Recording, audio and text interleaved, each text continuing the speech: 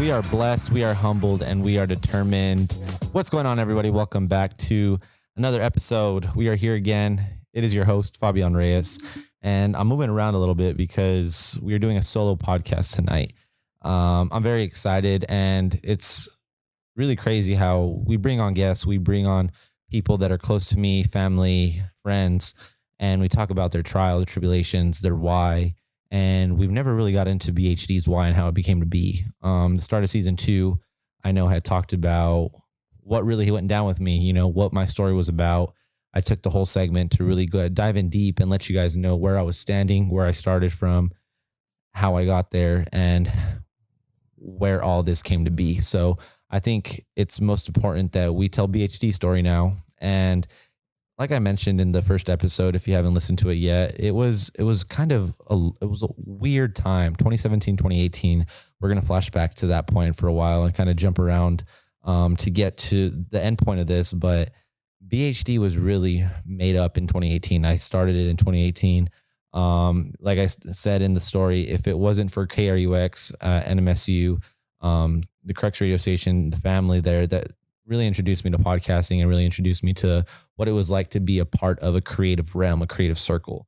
I only knew baseball at that time, so I was trying to figure out what my next plan was going to be, what my next plan of action was going to consist of, how I was going to go about it. And it was a little unorganized. I started writing a little bit. I started to invest more time into things that were outside of baseball, outside of sports. I always figured, hey, might as well work in a sports field and might as well have it, dictate around communications, digital technology. So when I stepped into that job, it was very eye-opening because I came across a lot of good people, very good people.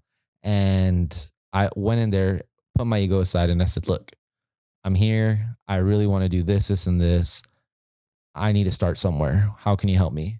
And right off the bat, I would say everyone that I met at KRUX was really cool. We had similar classes together, and it just so happened after I started going in more times for work, it was a work study job that was offered to kids that didn't need financial aid for it. So it was perfect for me. Student employment was really useful when it came to stuff like that because it was easy cash to make, and I enjoyed doing it. So why not? I learned the whole soundboarding system. I learned how to edit on Premiere. I learned how to edit on Adobe Audition, and it was just falling into place piece by piece. I did not once get frustrated. I did not think that I wasn't ever going to be able to do that kind of thing. I loved competition at that time. So I still had this side of me where I wanted to be good at any type of thing I put my mind to.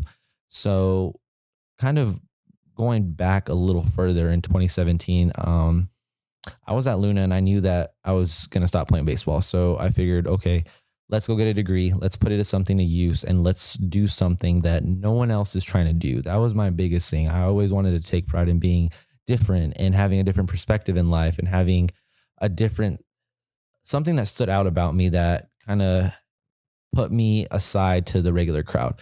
So when I got back to NMSU, I really invested my time into my photography classes, my marketing classes. I tried getting close to professors. I tried staying after 10 minutes to talk to them and listen to what they had to say. I had a really cool professor that Nate and I talked about on his episode about Bruce Berman, a guy that I look up to till this day. Kenneth Bachicha, my professor and my director at Luna Community College, another big guy that I look up to and inspiration when it comes to the creative side of things.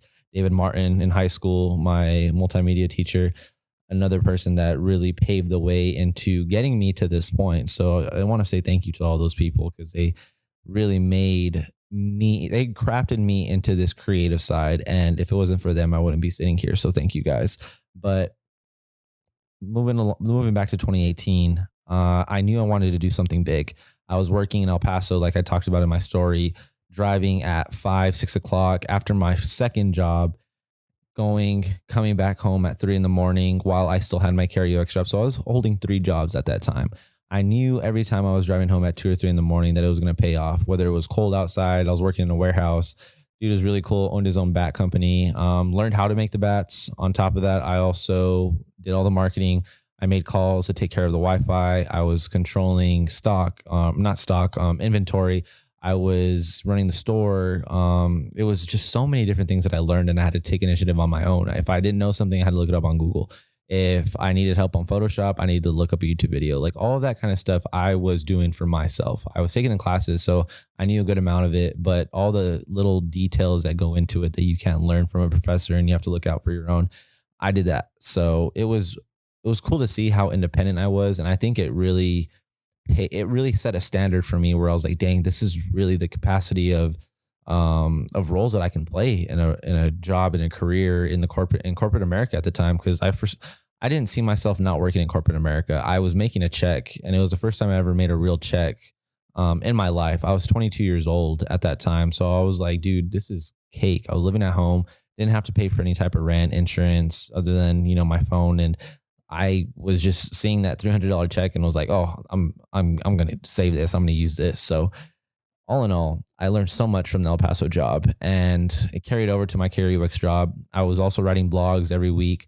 I was putting together podcast episodes every week, and I found myself liking the podcast side of things more than I was liking the writing. I've always been a creative writer, and I enjoyed it. I was just never in the journalism or journalistic way, if that's even a word, of writing. I was more, let me talk about the stuff I want to talk about and share based off of personal experience. That's the kind of stuff I enjoy. That's the stuff that I like to put into my craft.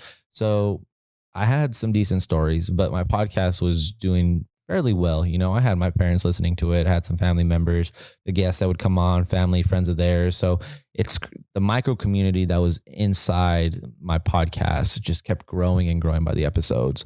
Each episode I'd get better at understanding how to edit a little bit better, techniques, transitioning into different topics, asking questions, engaging into what the main purpose of that episode was.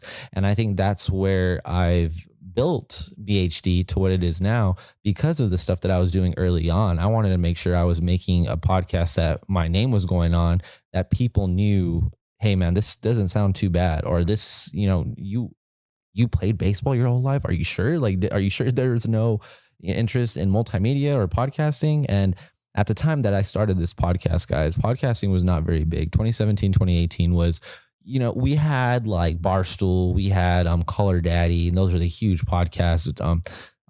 What's the dude from UFC? Nate knows who I'm talking about. Shit, man, I can't even think of his name right now, but his big podcast. There's a mainstream of people that was doing it in a small circle that just huge, way out there. A lot of people listen to it. Other than that, it wasn't really a thing. So I saw it as an opportunity. I said, you know what? I have a voice. I learned how to be confident in my voice. I learned how to talk in front of a camera. I learned how to put a mic in my face and be able to sit and look at someone and still engage in conversation. It's not as easy as you guys think.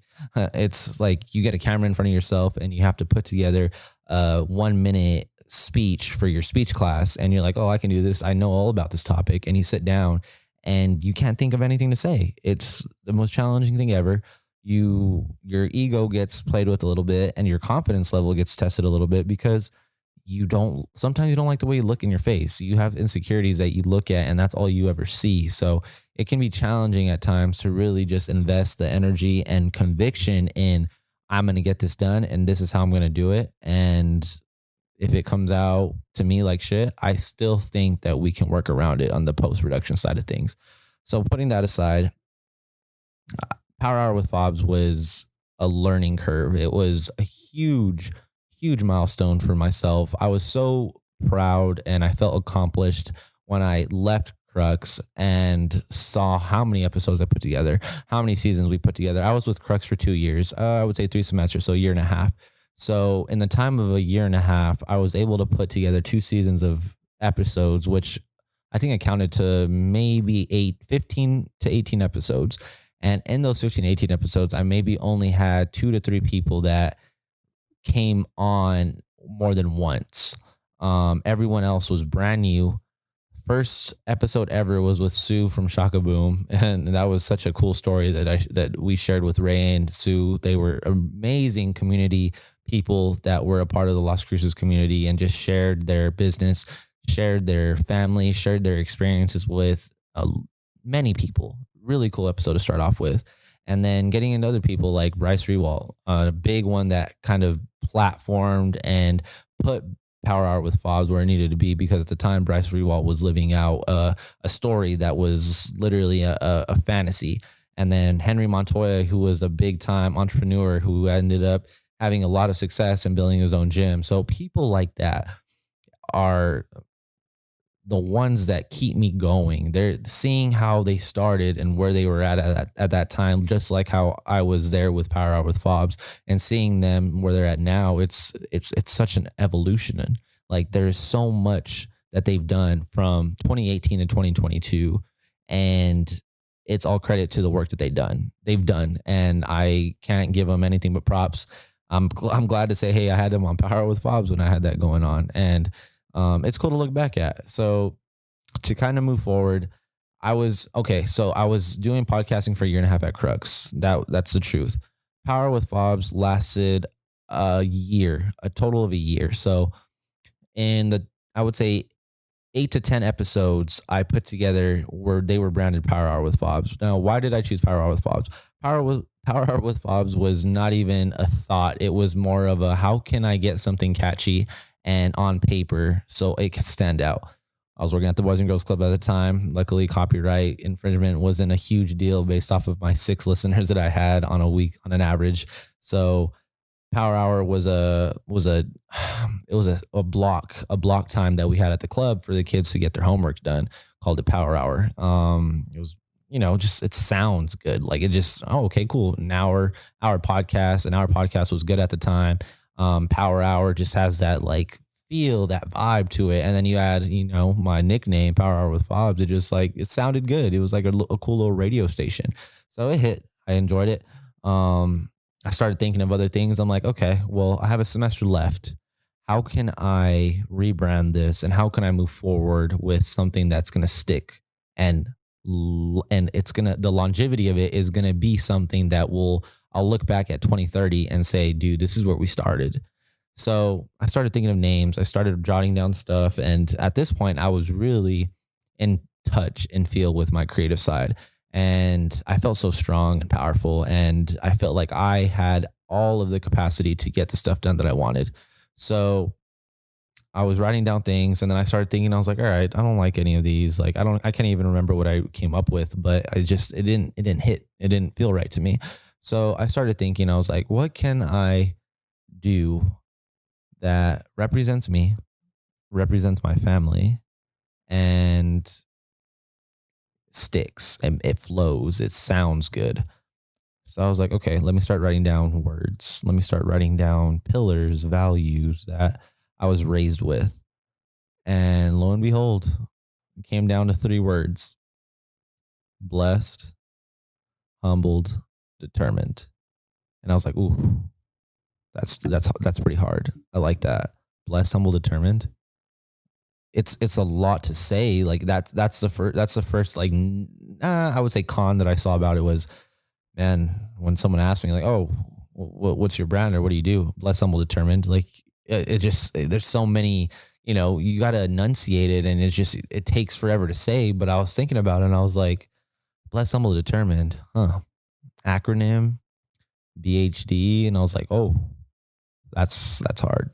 BHD. I was like, ooh, that can be something right there. BHD. And I wrote it out. I started sketching out some logos. I started working, all right, how can I do this? Can I put the blessed? Can I put the H and the D? No. How about humbled? Write it out. Put the B and D. I was like, no, that doesn't look good. And I started looking at typography. Typography is huge in marketing. It's huge in branding. Another thing that I enjoyed so much about, graduating with a degree in journalism and communications and media studies, the professors that I came across at that time were by far the best professors I've ever had. Learned so much from them, and I enjoyed the time. On top of that, I took away key things that I needed to do to start a brand. And the biggest thing was typography. And that was something that I was really invested in, because I always loved to see what different fonts were on Microsoft Word in like 2006, 2010. And I always fell in love with the Arial Black. Like, it just looked clean. It looked fresh. I liked some of the like the graffiti art. I don't even remember what it was called, but it had like the A, like whatever, the word text, it was all of it. I loved it. But I started playing around with some different fonts on Adobe and started looking at DaFont and typography.com. And I came across one and it looked clean. I would just type in the BHD. I would type in blessed. I'd type in humble. I'd type in determined. I want to make sure that the whole phrase, the whole brand was going to be represented the way that I wanted it to be. So I came across, I think it's called Ataka caps and Ataka lowercase.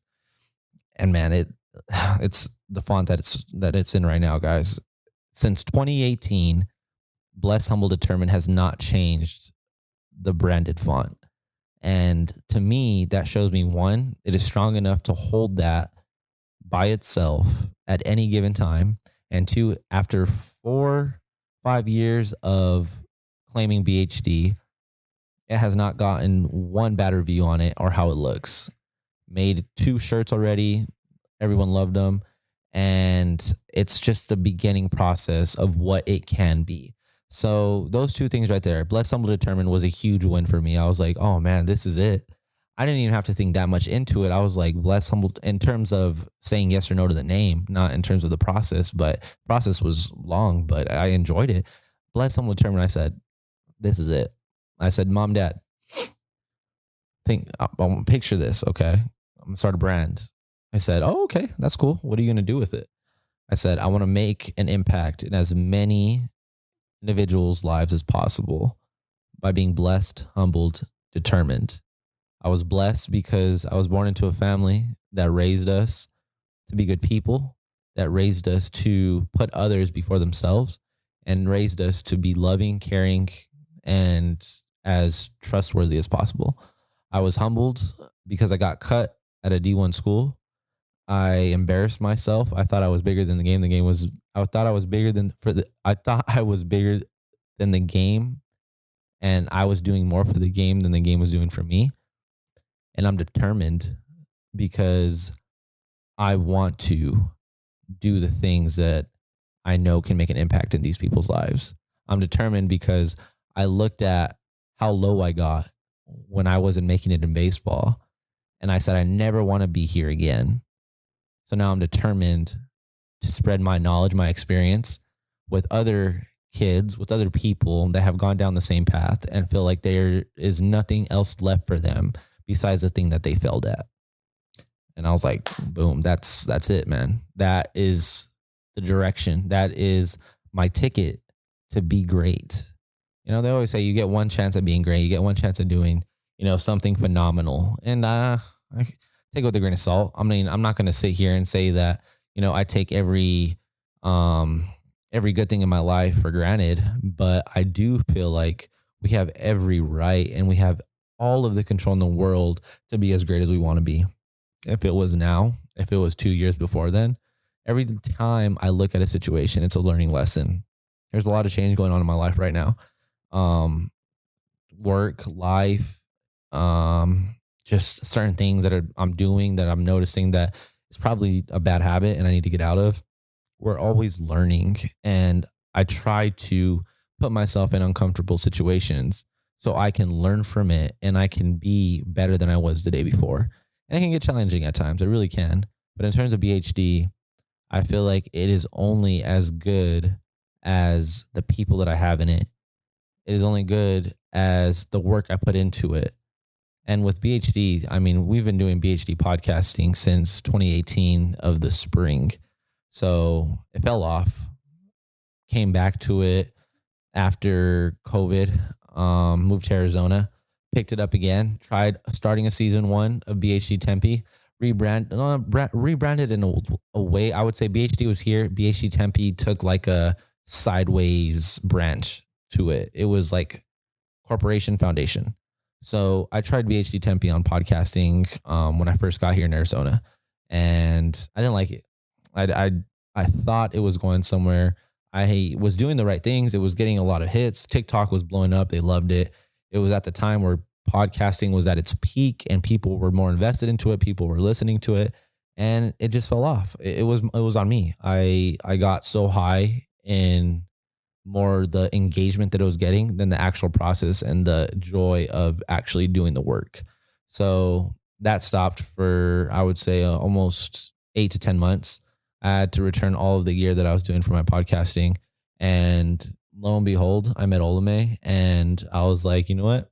I think I want to step back into this, man. Like, this is huge. Podcasting is still going on. Like, everyone loves it now. Everyone's starting their own podcast. Like, good for them. No, no shade thrown, but I know I can do some of this stuff and I know I can do it better than a lot of other people. So I'm going to do it. And I did. I went ahead and made a investment on getting this Rodecaster Pro. And it's probably the second or third investment I've made in terms of in terms of a work item. So I was scared. I was like, man, it's a pretty penny, man. Like the way the quality of sound comes out, the way the podcast is, put together and the production into it, it's not like a free trial setup. There's no troubleshooting in this. Like, all of this gear is professional gear. So yeah, it does take a good amount of money to put into it, but I am willing to invest as much as I can that I can honestly afford and be smart about to put together the quality that I want for BHD. So I was really happy when I saw this come in the mail and, I got it and I was like, all right, it's go time. Whether it's by myself, whether it's in Crucis, whether it's having the same people on week in and week out, I'm going to put together the best content that I possibly can. I'm going to try to get a video camera in there and record 30 minutes of it. And instead of going an hour in podcasting, we're going to make it to the point where we got to do 30 minutes. 30 minutes of quality content that can be shared to anyone that wants to listen to it. 30 minutes is tough if you think about it. Having a guest, we're already shooting at 24. But having a guest, you guys have to go back and forth, and to have multiple guests on means that you have to learn and understand the dialogue that they're trying to give and make sure that you're not cutting them off to a point to where the show just sounds shitty. So it's been a work in progress, man. I'm very blessed to have 2 seasons of BHD already. I think it's been phenomenal. The ride, the journey, the whole process of it has been so organic, and it's felt so good after each episode, after the people that we've met in season 1 and season 2. It's been amazing. But to keep that rolling is to do stuff like this, is to sit here by myself at 11 o'clock, 12 o'clock at night and share how we got here. It's huge, man. Like, it really is. And I thank everyone that has supported BHD. My family, most importantly, they're always repping it. My girlfriend, she is always complimenting it and has been on the show and helped me out as a guest and talking about some more stuff. But I can't speak on anything else except that it's going to keep growing. The plan to make this as huge as it can be in terms of impacting lives directly is still a go. I have so many different things that I want to do with BHD, and it's not just a podcast, guys. It's not just some silly podcast that I do in the back or in the living room of our apartment with a couple of buddies here and there and drink to it.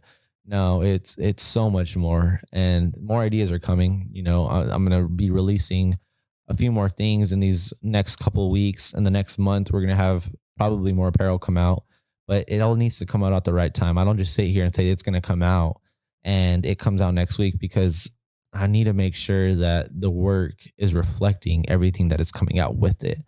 I don't want to buy 80 to 100 shirts and I'm giving out to some random people that I don't even know who they are. I want to make sure that these first batches of apparel, of brand wear, is going to people that represent the brand. That's what it's all about. That's what BHD is about. It is about the people that can wear it, that can represent it, and that can live it out day in and day out. That has been entrepreneurs. That has been my small circle. That has been my family.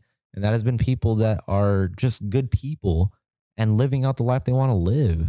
It's hard right now, man. There's so much going on right now that we can get caught up in the negative stuff. We can get caught up in, oh man, I was on TikTok for an hour and I saw this dude that was 21 years old and he has everything that I want and I don't have it. I'm that dude sometimes. Like, I'm not even gonna lie. I'm that dude where I'm like, oh man, I'm kind of sad about that. But what does that make me do? 1, not get on TikTok that much.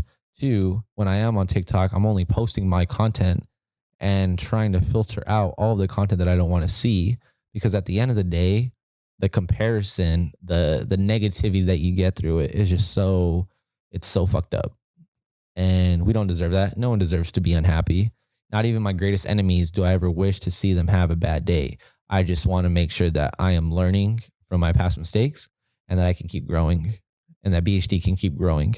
Because if I'm not learning, if I'm not taking in how other people have been successful, regardless if it's in stocks, regardless if it's in crypto or coding or whatever it is, I want to learn as much as I can because BHD is going to be so universal that people are going to be like, oh man, I thought it was only a podcast, bro. It's like, no, it's not. It's more than that. It's about the kids, about the people. And that's what we're going to get at. But again, man, BHD started in 2018. So much more to go. And we're getting close to completing season 2. We got a few more episodes lined up. We got another trip to Las Cruces lined up next week. We're going to probably get at least 3 episodes, maybe 4 on the Welcome Home tour. And that should sum up the summer for season 2. I'm very excited and I'm very blessed. And thank you to everyone that has made it this far. And the guests that have been on season 2 have been phenomenal, man. Like, it's hard to compare season 1 to season 2 because so many good things have happened and so much good content has came out of it. So I appreciate you guys. Thank you so much. And, stay blessed. We're all humbled and hope everyone's determined to live a good life, just like I'm trying to live myself. So peace.